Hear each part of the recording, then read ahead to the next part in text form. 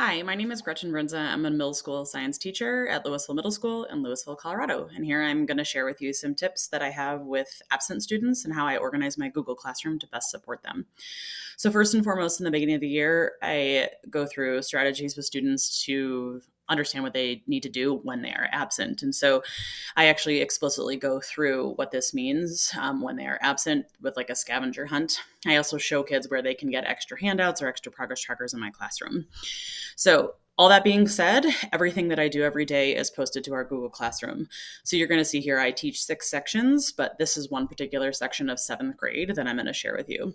So I take pictures of my notebook that I maintain with students. And so you will see here that this says 7th grade notebook, and then this is the current school year.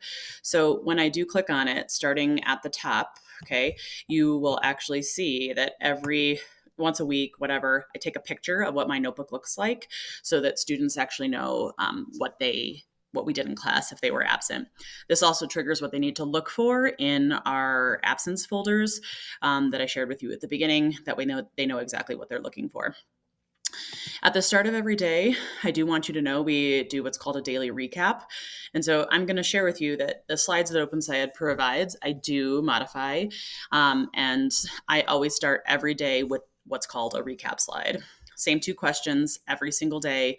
That makes it easier on me. But then I add in pictures of what I felt like were highlighted parts of each lesson.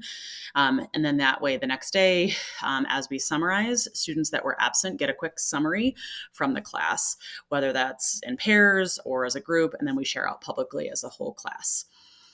When you look in my Google Classroom, you're going to notice, for example, that came from number 9. And so you'll actually see here that there's a pair emoji. In this particular case, there's a Pear Deck response that I'm requiring of students. I directly link it into Classroom so it's easy to find and kids don't need to know the code. But that's also a signal to students that were absent that, hey, we had a Pear Deck response. I also provide everything that we used that day as a document for kids, clearly labeled. So that does mean I do change OpenSciEd's configuration.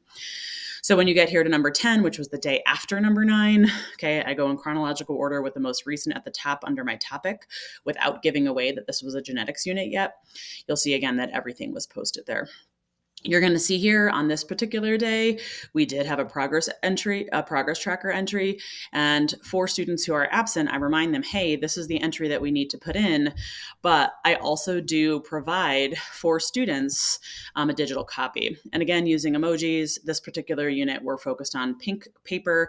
So I used a red box emoji. And when this is linked, kids actually see what day we did the progress tracker entry and the suggested response. And so this is a great way for kids to check what they summarized from the lesson and what they see here. So in all, between recap slides, a digital copy of the notebook, daily slides, and access to a digital progress tracker, this is how I support students who are absent.